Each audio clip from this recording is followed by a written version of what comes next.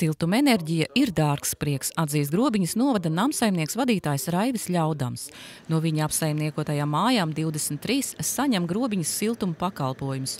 Runājot par apkuras rēķiniem novembrī, tie bijuši visai atšķirīgi – no 40 centiem līdz pat €1,5 par kvadrātmetru. Lielākoties tas esot atkarīgs no katras mājas tehniskā stāvokļa un pašu iedzīvotāju aktivitātes mājokļu siltināšanā, lai samazinātu kopējo siltumenerģijas patēriņu.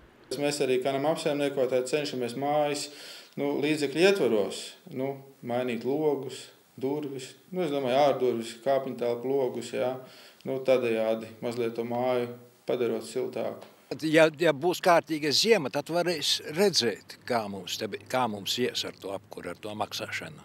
Grobiņā centrālā apkure tiek nodrošināta no 2 katlu mājām, kurās kā kurināmais tiek izmantota gāze.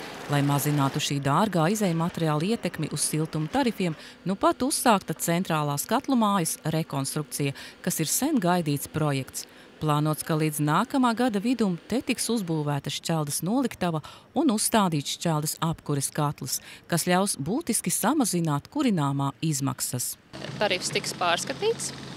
Tas nozīmē, ka mēs pēc visiem aprēķiniem, pēc esošās situācijas varam samazināt kurināmo par 20%, un tā skaitā mēs varam palielināt arī šo te cita veida, konkrētie šķeldas, kurināmā īpatsvaru par 40% pret esošo kurināmo.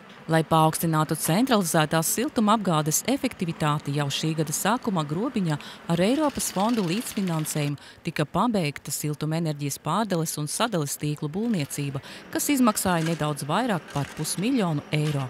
Savukārt katlu mājas rekonstrukcijā tiks ieguldīti €810,000. Sēga Dremne, Edvīns Svēlis, Aizputs televīzija.